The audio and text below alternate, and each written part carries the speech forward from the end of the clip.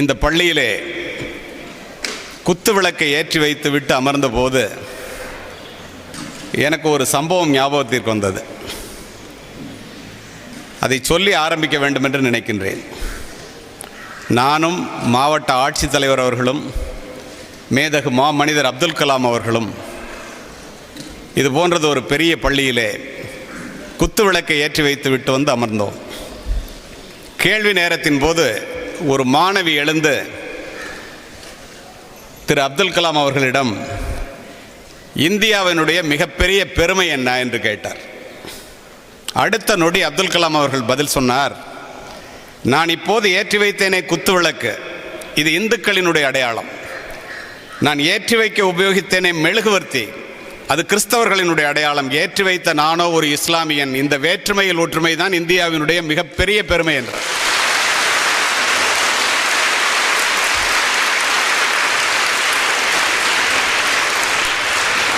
பரவாயில்ல, அற்புதமாக புரிஞ்சுக்கிறீங்க, அருமையாக உள்வாங்கிக்கிறீங்க. அதிலே எனக்கு மகிழ்ச்சி. படித்தவர்கள் படிக்காதவர்கள், ஏழைகள் பணக்காரர்கள், உயர்ந்தவர்கள் தாழ்ந்தவர்கள், யாராக இருந்தாலும் ஒருவர் பார்க்கும்போது கேட்கின்ற முதல் கேள்வி, புள்ள என்ன படிக்குது, எந்த பள்ளிக்கூடத்தில் படிக்குது அல்லது எந்த கல்லூரியில் படிக்குது, எப்படி படிக்குது, இதுதானே ஒழிய வேறு எதுவும் கேட்பதில்லை. பணத்தை தேடியே ஓடிக்கொண்டிருக்கின்ற இந்த உலகத்திலே பணத்தை பற்றியெல்லாம் யாரும் கேட்பதில்லை. புள்ள என்ன படிக்குது, ஏன் கல்வி என்ன அவ்வளவு பெரியதா? நிறைய பேர் படிச்சுட்டு வேலை இல்லாமலாம் இருக்காங்களே, படிக்காமலே நிறைய பேர் பணம் சம்பாரிச்சிட்டு இருக்கானே, எதுக்காக கஷ்டப்பட்டு படிக்கணும்? இப்படிப்பட்ட சந்தேகங்கள் எல்லாம் உண்டு. ஆனால் ஒன்று நன்றாக தெரிந்து கொள்ளுங்கள், பணம் சம்பாதிப்பதற்காக மட்டும் படிப்பு அல்ல. கல்வியினுடைய பொருள் கடலளவு பெரியது. கல்வி ஏழைகளுக்கு செல்வம், செல்வர்களுக்கு அணிகலன், வீட்டிற்கு விளக்கு, நாட்டிற்கு நன்மை, பெண்களுக்கு பாதுகாப்பு. அது மட்டுமல்ல, கல்வி ஒன்றுதான் படிக்கின்ற மாணவனையோ மாணவியையோ மட்டுமின்றி அவன் பிறந்த வீட்டையும் இந்த நாட்டையும் உயர்த்தக்கூடியது. கல்வி ஒன்றுதான் பிறப்பு முதல் இறப்பு வரை ஒரு மனிதனுக்கு உதவக்கூடியது. அதனால தான் வள்ளுவர் சொன்னார், அறிவு அற்றம் காக்கும் கருவி செருவார்க்கும் உள் அழிக்கலாக அரண்னர். என்ன பொருள்? அறிவுங்கிறது கல்வியின் மூலம் கிடைக்கக்கூடியது. ஒரு பெரிய அரசனாக இருந்தால் கூட உன்னிட்ட போர் புரிய வந்தான்னா உன்கிட்ட இருக்கிற சொத்து எல்லாத்தையும் எடுத்துக்கலாம். ஆனால் கல்வியை, அதன் மூலம் பெற்ற அறிவை உன்னிடத்திலிருந்து எவனாலும் எடுக்க முடியாது. 1000 ஆண்டுகளுக்கு முன் வள்ளுவர் பதிவு செய்கிறார். நீ எவ்வளவு பெரிய கோடீஸ்வரனுக்கு மகளாக பிறந்தாலும் பெற்றோர்களிடமிருந்து சொத்தை பெறுவதைப் போல கல்வியின் மூலம் பெறுகின்ற அறிவினை எந்த கொம்பனாலும் பெற்றோர்களிடமிருந்து பெற முடியாது. அதை அவனவன் படித்துத்தான் பெற முடியும். அதுதான் கல்வியினுடைய மிகப்பெரிய சிறப்பு.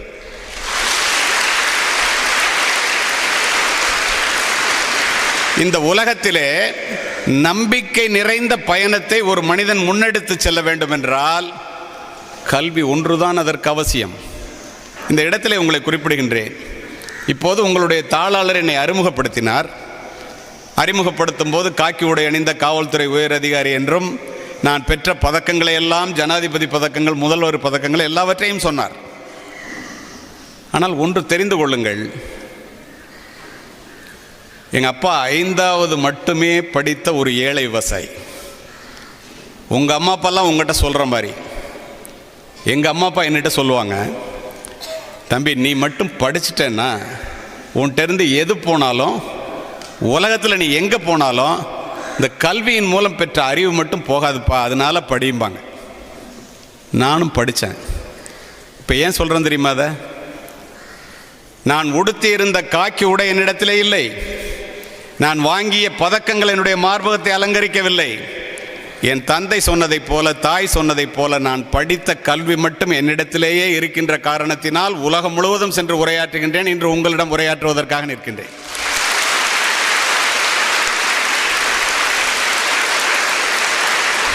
இதுதான் கல்வியோட சிறப்பு. இதை அடிப்படையிலே மாணவ செல்வங்கள் புரிந்து கொள்ள வேண்டும். அது மட்டுமல்ல, படிக்காமல் இருப்பதை விட பிறக்காமல் இருப்பதே மேல்தான். பிளேட்டோ. இந்த உலகையே மாற்றக்கூடிய ஒரு ஆயுதம் உண்டு, அந்த ஆயுதத்தினுடைய பெயர் கல்வி என்றார் நெல்சன் மண்டேலா. பெற்ற பிள்ளை கைவிட்டாலும் கற்ற கல்வி கைவிடாது சொன்னவர் மகாத்மா காந்தி. முதுமையை முன்னிட்டு முன்னதாக செய்து வைத்துக் கொள்ளுகின்ற பாதுகாப்பு பணிகளிலேயே மிகவும் உயர்ந்தது கல்வி சொன்னவன் மாமேதை அரிஸ்டாட்டில், மாபெரும் ஆசிரியன். ரஷ்ய புரட்சிக்கு பிறகு செஞ்சதுக்கத்திலே நின்று லெனின் உரையாற்றி கொண்டிருந்தான். கூடியிருக்கின்ற மாணவர்கள், பெரியவர்கள், இளைஞர்கள் எல்லோரையும் பார்த்தவன் சொன்னான், இந்த ரஷ்யாவை அமெரிக்காவை விட மிகப்பெரிய வல்லரசாக மாற்றி காட்ட என்னால் முடியும். அதற்கு உங்களுக்கு 3 கடமைகள் இருக்கிறது என்றான். ஒரு மாணவன் எழுந்து கேட்டான், முதல் கடமை என்ன? படியுங்கள். ஒரு மாணவி எழுந்து கேட்டால் அடுத்தது 2வது கடமை என்ன? படியுங்கள். ஒரு முதியவர் எழுந்து 3வது கடமை எங்களுக்கு என்ன என்று கேட்டார். அவரிடமும் படியுங்கள் என்றே சொன்னான். ஏன் தெரியுமா? யாரெல்லாம் இன்று புத்தகங்களை நோக்கி தலை குனிகிறீர்களோ அவர்கள் அத்துணை பேரும் நாளை இந்த உலகிற்கு முன்னால் தலை நிமிரலாம் என்ற ஒற்றை காரணம்தான். அதுதான் கல்வியோட சிறப்பு. இன்றைக்கு பாருங்களேன், அமெரிக்கா உக்ரைனுக்கு சப்போர்ட் பண்ணுற சூழல் இருந்தாலும் கூட போர் தேவையானதா தேவையில்லையா என்பதை விட்டுட்டு பாருங்க. அமெரிக்காவை விஞ்சிய வல்லரசாக என்னால் முடியும் என்று சாதிக்கின்ற வேலையிலே புட்டின் இறங்கி இருக்கின்றான் என்றால் எவ்வளவு கண்டுபிடிப்புகள், எவ்வளவு அவனுடைய ஆயுத பலம், எவ்வளவு அறிவு வளர்ச்சி எல்லாத்தையும் வச்சுட்டு தப்பான செயலுக்கு போகிறானாங்கிறது வேற விஷயம். ஆனால் அவனால் அமெரிக்காவை சேலஞ்ச் பண்ண முடியுதில்ல உக்ரைன் மூலமா.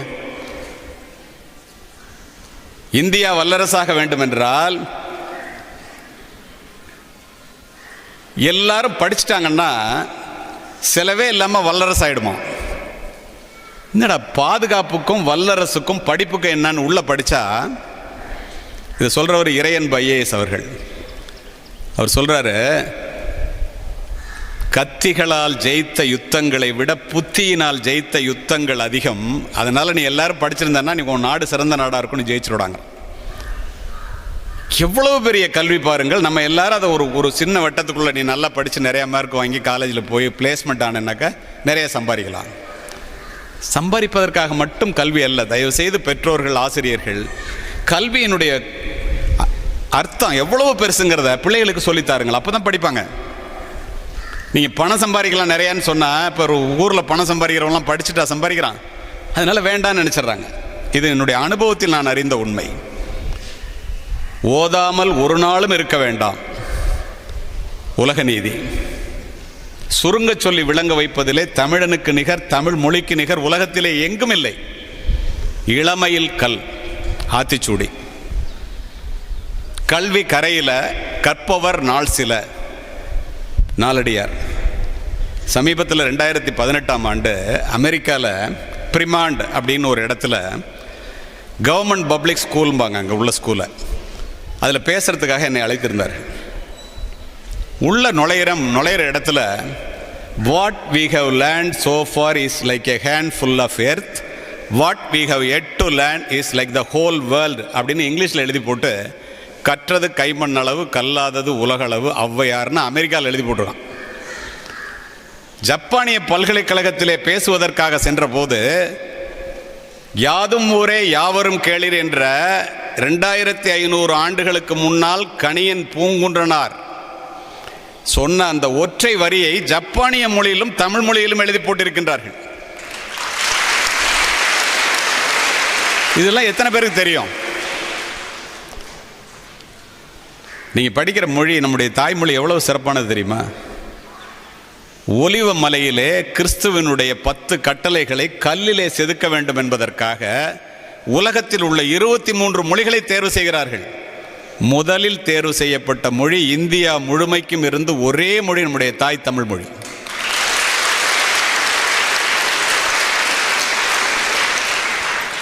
இப்போ இந்த பள்ளிக்கூடத்தில் நீங்கள் எல்லாரும் இந்த அரங்கில் உட்கார்ந்து இப்போ என்னோட பேச்சை கேட்கறதுக்கு என்ன காரணம்? உங்களுடைய திறமையா, தகுதியா, அறிவா, கல்வியா, மதிப்பெண்களா, அல்லது தாளாளர் உங்களை இந்த பள்ளியை ஆரம்பித்ததா? இதெல்லாம் நல்ல விஷயம், இதெல்லாம் 2ஆம் பட்சம். ஒரே காரணம் என்ன தெரியுமா? கோடிக்கணக்கான உங்களை போன்ற மாணவ மாணவிகள் பள்ளிக்கூடத்திலோ கல்லூரியிலோ காலெடுத்து வைப்பதற்கு வாய்ப்பே இல்லாமல் இன்னும் இந்த இந்தியாவிலே இருக்கின்றார்கள்.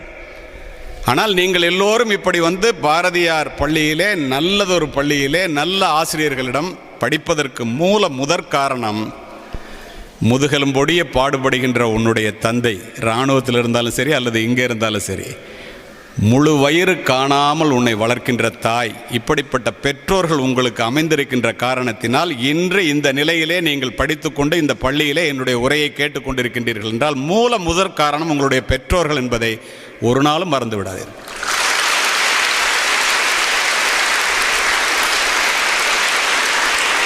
ஏராள செல்வத்தை ஈதலினும் பிள்ளைக்கு சீராய் தரும் கல்வி சீர் என்கிறது நபிமொழி குறள்.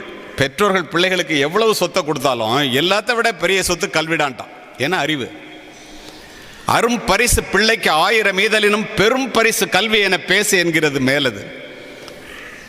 அதெல்லாம் விட மன்னரும் மாசற கற்றோனும் சீர்தூக்கின் மன்னரில் கற்றோன் சிறப்புடையோன், மன்னருக்கு தன் தேசமல்லால் சிறப்பில்லை, கற்றோர்க்கு சென்ற இடமெல்லாம் சிறப்புண்டான். பரவாயில்ல, அர்த்தத்தை புரிஞ்சுக்கிறீங்க. அர்த்தம் சொல்ல வேண்டிய அவசியம் இல்லை. ஏன் இப்படி சொன்னாங்க? அரியாசனத்தில் இருப்பவர்களிடம் சரியாசனம் தருவது கல்வி. பணக்கார பிள்ளைகள் மகாலட்சுமியால் பிறரை ஆளும் போது நம்மை போன்ற ஏழை பிள்ளைகள் சரஸ்வதியால் மட்டுமே பிறரை ஆள முடியும். நானும் மாவட்ட ஆட்சித்தலைவரும் அல்லது இப்போ இங்கே இருக்கிறவங்க எஸ்பி, இங்கே இருக்கிறவங்க சப் இன்ஸ்பெக்டரே எடுத்துங்க, எல்லாரும் சட்டம் ஒழுங்கை அமல்படுத்துவதிலும் ஆட்சி செய்வதிலும் எதை வச்சுட்டு ஆட்சி பண்ணுறாங்க? பணத்தை வச்சுட்டா? கல்வியினால் பெற்ற அறிவை வைத்துக்கொண்டு ஆட்சி செய்கிறார்கள். அதை புரிந்து கொள்ள வேண்டியது நீங்கள் தான். எப்பிறப்பாயினும் ஏமாப்பு ஒருவருக்கு மக்கட்பிறப்பில் பெரிதல்ல, அப்பிறப்பில் கற்றலும் கற்றவை கேட்டலும் கேட்டதன்கண் நிற்றலும் கூட பெரியனா. என்ன அர்த்தம் தெரியுமா? உலகத்தில் பிறந்த ஜீவராசிகளிலேயே பெரிய ஜீவராசி, புத்திசாலித்தனமான ஜீவராசி, உயர்ந்தது எதுன்னா மனித பிறவி தாண்டா. அந்த மனித பிறவியில் நீ கற்றலும் படிக்கணும், கற்றவை கேட்டலும், நல்லா படித்தவன் சொல்கிறத கேட்கணும், கேட்டதன்கண் நிற்றலும், அதை கேட்டுட்டு அது மாதிரி நடக்கணும். இதை எவன் செய்கிறானோ அவன் வாழ்க்கையில் தோக்கிறதே இல்லைங்க. இவ்வளோ பெரிய அர்த்தம் பாருங்கள். இந்த கல்வி என்ன கொடுக்கும் தெரியுமா? அறம் பொருள் இன்பம் வீடும் பயக்கும் புறங்கடை நல்லிசையும் நாட்டும் உருங்கவலொன்று உற்றுளையும் கை கொடுக்கும் கல்வியில் ஊங்குல்லை சிற்றுயிர்க்கு உற்ற துணைன்னா. என்ன அர்த்தம்?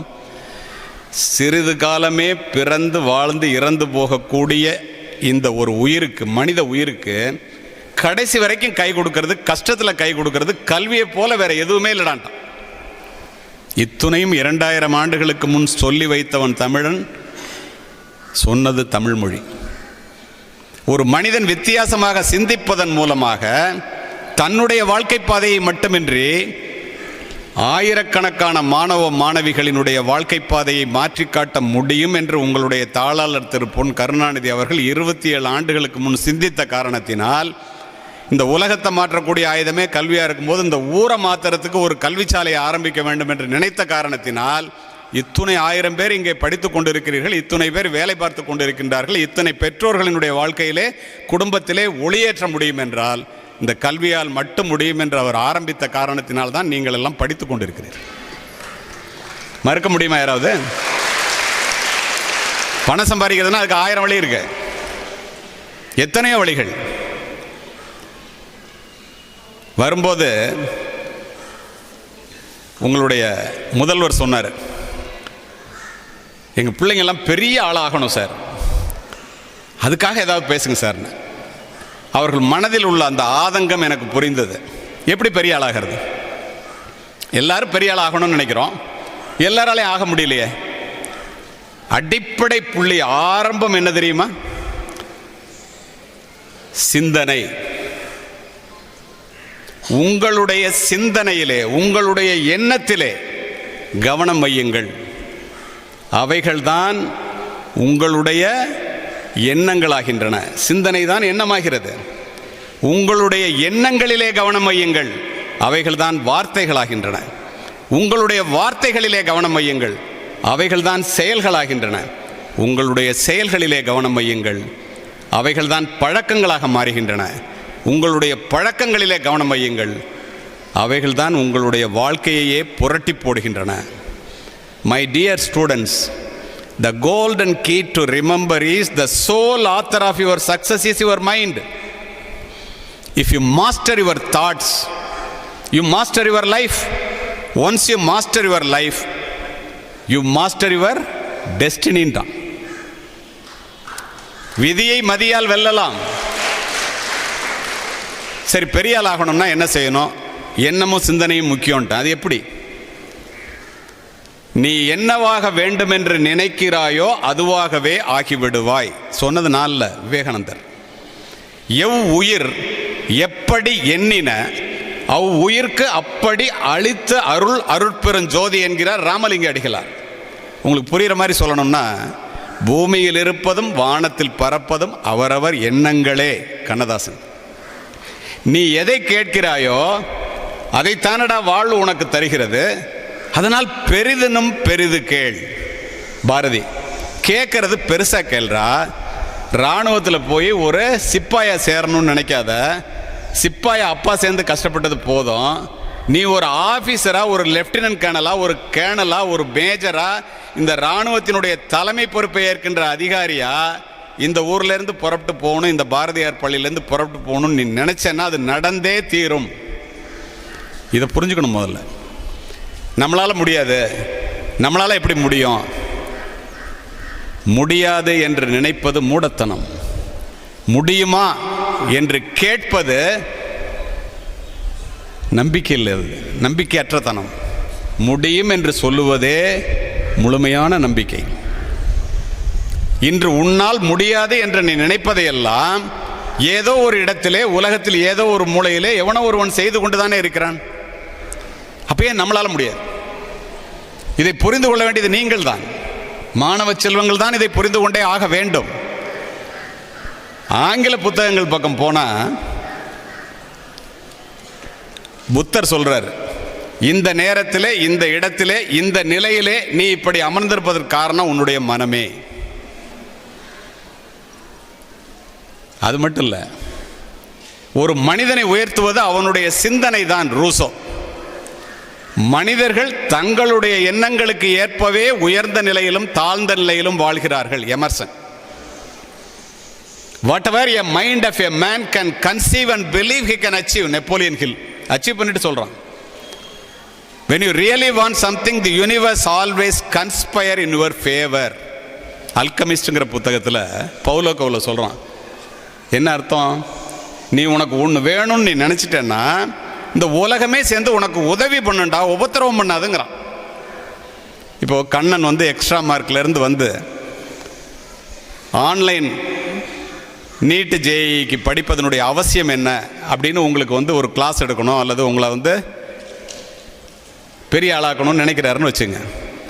உங்கள் தாளாளர் வந்து உங்கள் எல்லாரையும் பெரிய ஆளாக்கணும்னு நினைக்கிறாருன்னு வச்சுங்க. இந்த உலகம் சேர்ந்து உங்களுக்கு உதவி பண்ணுதா, உபத்திரவம் பண்ணுதா? நினச்சி பாருங்க. நீ நல்லா படிக்கணும்னு உன்னுடைய எண்ணங்கள் இருந்தால் உலகமே சேர்ந்து உனக்கு உதவி பண்ணுங்கிறான். அதுதான் பிரபஞ்சத்தினுடைய விதியே. லா ஆஃப் அட்ராக்ஷன் வாங்க. நீ என்ன நினைக்கிறியோ அது நடந்துடும். நினைச்சா மட்டும் நடக்காது. அதுக்கு அடுத்தது என்ன செய்யணும்? நீ நினைக்கிற ஐடியாவை take up an idea, make that one idea your life, think of it, dream of it, live on that idea. Let your brain, muscles and every parts of your body be full of that idea. That is the way to success. நீ என்ன நினைக்கிறியோ உன்னுடைய உடல், பொருள், ஆவி அத்துணையும் அதிலே செலவு செய். கெட்டவைகள் அத்துணையும் விட்டுவிடு. அதுதான்டா நீ ஜெயிக்கிறதுக்கு காரணம். அடிப்படை தேவை ஜெயிக்கிறதுக்கு அதுதான். ஒழுக்கத்தை உருவாக்கி வளர்ப்பதுதான் கல்வியினுடைய தலையாய குறிக்கோள். ஒழுக்கத்தை தராத கல்வியும் விளைச்சலை தராத வயலும் வீணானது. கல்வியின் பயன் அறிவு, அறிவின் பயன் பண்பாடு, பண்பாட்டின் பயன் ஒழுக்கம். தனி மனித முன்னேற்றமும் இந்த சமுதாயத்தினுடைய வளர்ச்சியும் உன்னுடைய ஒழுக்கத்தின் பால்பட்டது. எல்லாரும் ஒழுக்கமாக இருக்கணும்னு தான் நினைக்கிறோம். ஆனால் எல்லாராலையும் ஒழுக்கமாக இருக்க முடியலையே. 2 வருஷம் கோவிட் நேரத்தில் ஆன்லைன் கிளாஸ் அட்டன் பண்ணுறோன்னு சொல்லிட்டு செல்ஃபோனை எடுக்க ஆரம்பித்ததுலேருந்து வாழ்க்கையே மாறி போச்சு. தேவையில்லாத பழக்க வழக்கங்களுக்கு அடிமையாகி போய்விட்டோம் அப்படின்னு நிறைய இளைஞர்கள் என்ன பண்ணுறது இதுலேருந்து வெளியில் வர்றதுக்கு அப்படின்லாம் நினைக்கிறது எனக்கு தெரியும். அப்போது இந்த இடத்துல உங்களுக்கு நான் சொல்ல விரும்புகிறது, ஒழுக்கத்தை பற்றி நான் ஏன் சொல்கிறேன்னா, எல்லாரும் மனசில் நல்லா இருக்கணும்னு நினைக்கிறோம், ஆனால் எல்லாராலையும் இருக்க முடியல. இருக்கிறதுக்கு என்ன பண்ணணும்? மாணவ செல்வங்களே, ஒரு அதிகாலை நேரத்திலே எழுந்து நெஞ்சிலே கை வைத்து நம்மிடம் இருக்கின்ற கெட்ட பழக்கங்கள் என்ன, இதை விட்டொழிக்க வேண்டியதனுடைய அவசியம் என்ன, மற்றவர்களுக்கு தெரிந்தால் நம் மானம் போய்விடுமே, மரியாதை போய்விடுமே என்ற எத்தனையோ கெட்ட பழக்கங்களோடு இன்றைய இளைய சமுதாயம் வாழ்ந்து கொண்டிருக்கிறீர்கள். அதை நீங்களே மாற்றி அமைத்து கொண்டால், எப்படி சூரிய கதிரிலிருந்து வருகின்றத ஒரு லென்ஸை வச்சு, ஒரு பூத கண்ணாடியை வச்சு, ஒரு பேப்பரில் ஒரு புள்ளியில் கூச்ச பற்றி எரியுதில்ல, அதுபோல் உங்களுடைய கெட்ட எண்ணங்கள் வெளியிலே போவதற்கு, நீங்களே கெட்ட எண்ணங்கள் வராமல் இருப்பதற்கு ஒரு காவலாளியைப் போல உன்னுடைய மனதை நீ பாதுகாத்து கொண்டால், உன்னுடைய எண்ணங்களை நீ பாதுகாத்து கொண்டால், நல்ல எண்ணங்களால் மனம் நிரம்பி வழியும். நீ நினைத்ததை செய்வதற்கு நேரம் அதிகமாக கிடைக்கும். தேவையில்லாதெல்லாம் நினைச்சு அல்லாட வேண்டிய அவசியமே இல்லை. இதை சொல்லிக் கொடுப்பதற்கு நானோ உங்களுடைய தாளலரோ பெரிய ஞானியோ தேவையில்லை, நீங்களே போதும். அதுதான் மகாத்மா காந்தி சொன்னார், you be the change you want. இந்த உலகம் எப்படி நல்ல உலகமாக இருக்க வேண்டும் என்று நீ நினைக்கிறாயோ, முதலில் நீ உன்னை மாற்றிக்கொள். நீ அப்படி மாற்றிக்கிட்டா உலகத்தில் ஒரு அயோக்கியம் குறைந்தான் என்பது சர்வ நிச்சயம். இப்போ நம்ம தானே மாற்றிக்கணும் அதை. இந்திய தேசத்து எழில்மிக்க மாணவ செல்வங்களே, சமுதாய வீதியிலே நீங்கள் கைவீசி நடக்கும்போது நீங்கள் மட்டும் தனியாக நடப்பதாக ஒருபோதும் நினைத்து விடாதீர்கள். 5000 ஆண்டுகள் பெருமை வாய்ந்த இந்த தமிழ் மண்ணினுடைய மரபார்ந்த பெருமைகளும், உங்களுடைய மூதாதையர்களினுடைய தியாகங்களும், உங்களுடைய பெற்றோர்களினுடைய உழைப்பும், உங்களுடைய ஒழுக்கமும் உங்களுடன் கூடவே சேர்ந்து நடக்கிறது என்பதை ஒருபோதும் மறந்து விடாதீர்கள். பாரத நாடு பழம்பெரும் நாடு, நீரதன் புதல்வர் என்ற நினைவகற்றாதீர். எப்படிப்பட்ட நாட்டிற்கு, எப்படிப்பட்ட மொழிக்கு, எப்படிப்பட்ட குடும்பத்திற்கு, எப்படிப்பட்ட பாரம்பரியத்திற்கு சொந்தக்காரர்கள் நாம். நம்ம ஜெயிக்கலைன்னா யார் ஜெயிக்க முடியும்? சிந்தித்து பாருங்கள். படிச்சுட்டு வேலை இல்லைன்னா அப்படின்னு நினைக்கிறீங்கல்ல, உண்மையிலே படித்தா வேலை இருக்குது. வேலை இல்லைன்னு சொல்கிறவங்களாம் படிக்காதவன். நான் சொல்கிறது உங்களுக்கு ஆச்சரியமாக இருக்கும். என்ன சார், நிறைய பேர் டிகிரி முடிச்சுட்டு ரோட்டில் வேலை இல்லாமல் அலையிறான், நீங்கள் படிக்காதவன் மட்டும்தான் வேலை இல்லை, படித்தவன் எல்லாருக்கும் வேலை இருக்குன்னு சொல்கிறீங்களேன்னு. தெளிவாக சொல்லுகிறேன், கேட்டுக்கொள்ளுங்கள். 2018ஆம் ஆண்டு அமெரிக்காவில் ஹூஸ்டன் நகரத்தில் பேசுகிறதுக்காக என்னை அழைச்சிருந்தாங்க. கதையல்ல, நிஜம். அங்கே பேச போனப்போ ஒரு என்ஜினியர் வீட்டில் தங்கியிருந்தேன். கோயம்புத்தூர்லேருந்து போன என்ஜினியர். அவருடைய வீட்டை பார்த்தா எஸ்பி பங்களா, கலெக்டர் பங்களாவோட பெருசாக இருக்குது. அவருடைய காரு பிஎம்டபிள்யூ காரு. நான் அவர்கிட்ட கேட்டேன், நீங்கள் என்ன சார் வேலை பார்க்குறீங்கன்னா, நான் என்ஜினியர் சார், ஐடியில் இருக்கேங்க. இந்த வீடு கம்பெனியில் கொடுத்த வீடா உங்கள் சொந்த வீடான்னு கேட்டேன். அமெரிக்காவில் அவ்வளோ பெரிய வீடு இல்லை சார், என் சொந்த வீடு தான் அப்படின்னு. உங்கள் மனைவி என்ன பண்ணுறாங்கன்னா, அப்போ தான் அவங்க காஃபி கொண்டு வந்தாங்க. அவங்களும் ஐடியில் தான் சார் வேலை பார்க்குறாங்க. இந்த வீட்டு வேலை என்ன சார்ண்ணே? சார் டாலரில் சொல்லட்டுமா பணத்தில் சொல்லட்டுமான்னு கேட்டார். இல்லை சார் பணத்தில் சொல்லுங்கள், அப்போ தான் எனக்கு புரியும்ண்ணே. 10 கோடி ரூபா சார் அப்படின்னாரு. இந்த கார் அப்படின்னா 3 கோடி ரூபா சார்ண்ணே. அப்படின்னா உங்கள் சம்பளம் என்ன சார் அப்படின்னா 1 கோடி சார் அப்படின்னாரு. வருஷத்துக்கான்னு கேட்டேன். இல்லை சார் ஒரு மாதத்துக்குன்னாரு. என் மனைவி என்னை விட அதிகமாக சம்பாதிக்கிறாங்கன்னாரு. என்ன சார் படிச்சிங்கன்னா, இன்ஜினியரிங் படித்தேன் சார். எங்கே சார் படிச்சிங்க? ஐஐடியில் படித்தேன் சார். இங்கே வந்து அதுக்கப்புறம் எம்எஸ் பண்ணேன், அதுக்கப்புறம் எம்பிஏ பண்ணேன்னாரு. நான் அவர்கிட்ட கேட்டேன், எங்கள் ஊரில் நிறைய பேர் படிச்சுட்டு வேலையே இல்லாமல் அலையிறான், என்ஜினியர் தான் படிச்சிருக்கான் உங்களை மாதிரி. அவன் மாதத்துக்கு 10,000 ரூபா 20,000 ரூபா சம்பளம் கிடைச்சா போதுன்னு தெருவா அலையிறான். ஏன் அப்படி சொல்கிறேன்னு தெரியுமா? ஸ்வீப்பர் வேலைக்கு ஆள் வேணும்னு செக்ரட்டரியேட்லேருந்து ஒரு விளம்பரம் வருது. 250 பேர் அப்ளிகேஷன் போடுறான். அதில் 11 பேர் என்ஜினியரிங் கிராஜுவேட்ஸ், கூட்டுற வேலைக்கு. இது என்ன சார் கொடுமை? நீங்களும் என்ஜினியர், நீங்கள் இப்படி இருக்கீங்க வாழ்கிறீங்க, அவனும் என்ஜினியர், நீங்களும் இந்தியாவில் தான் வந்துருக்கீங்க, அவனும் இந்தியாவில் தான் வர்றான், என்ன சார் இது? அவர் சொன்னார், நான் ஆரம்ப பாடத்தை அங்கே படித்தேன் சார், அதுக்கப்புறம் அங்கே அமெரிக்கா வந்துட்டேன்.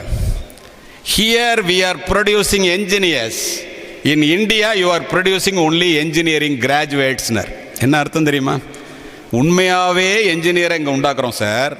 என்ஜினியரிங் முடிச்சுட்டு வெளியில் வர்றவன், பிஹெச்டி முடிச்சுட்டு வெளியில் வர்றவன் எல்லாரும் உலகத்திலே ஒரு பெரிய கட்டடத்தை, உயர்ந்த கட்டடத்தை, உலகத்திலே மிகப்பெரிய பாலத்தை எப்படி கட்டலாம் அப்படின்னு தெரிஞ்சுக்கிட்டு வெளியில் வர்றான்.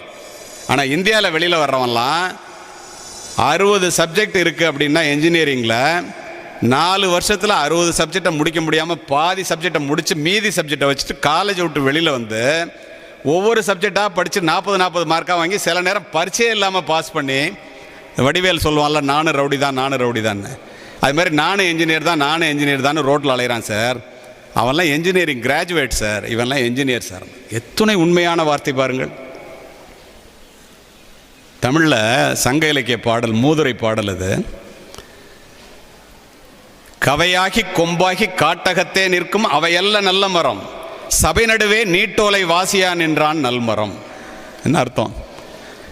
ஒரு இங்கிலீஷில் ஒரு பேப்பரை கொடுத்து அல்லது தமிழ்லேயே ஒரு பேப்பரை கொடுத்து எந்திரிச்சு படிறான்னு இந்த கூட்டத்தில் சொன்னால், படிக்க தெரியாமல் ஜனகணமனை எழுத தெரியாது எத்தனை பேர், நீராறும் கடல் உடுத்த பாடலை எழுத தெரியாது எத்தனை பேருன்னு இப்போ கரஸ்பாண்ட் சொல்லிட்டு இருந்தார். ஏன் உங்களால் முடியல? அப்படின்னா நீங்கள் என்ன படிக்கிறீங்க? நீங்கள் படிக்கிறது சரியில்லைன்னு தானே அர்த்தம். இந்த மாதிரி நடுப்பரை எந்திரிக்கும் போது அவன் படிக்க தெரியாதவன் மறாண்டான்ட்டான், மனுஷன் இல்லைன்ட்டான். இன்னும் ஒரு நல்ல உதாரணம் என்ன தெரியுமா? காண மயிலாட கண்டிருந்த வான்கோழி தானும் அதுவாக பாவித்து தானுந்தன் பொல்லா சிறகை விரி தாடினார் போலாம் கல்லாதான் கற்ற கவி. என்ன அர்த்தம்? நல்லா படிச்சுட்டு ஐஐடிக்கு போகிற பிள்ளைங்க, எய்ம்ஸுக்கு போகிற பிள்ளைங்க, சிஎம்சிக்கு போகிற பிள்ளைங்க, எம்எம்சிக்கு போகிற பிள்ளைங்க, என்ஐடிக்கு போகிற பிள்ளைங்க, அவங்கெல்லாம் மயிலாம் தோகை விரித்தாடுன்னு அவ்வளோ அழகாக இருக்குமா. நம்மெல்லாம் சரியாக படிக்காத பிள்ளைகளை சொல்கிறான். நான் சொல்ல, 1000 வருஷத்துக்கு முன்னாடி இலக்கியம் சொல்லுது, வான்கோழிடாங்கிறான். மயிலை பார்த்துட்டு வான்கோழியும் நானும் மயில் மாதிரி தான் இருக்கேன், நானும் கிராஜுவேட்டு அப்படின்னு ஆடினா எவ்வளோ கேவலமாக இருக்குமோ அது மாதிரின்னு. அப்போ யாருக்கு வேலை கிடைக்குது, யாருக்கு வேலை கிடைக்கல?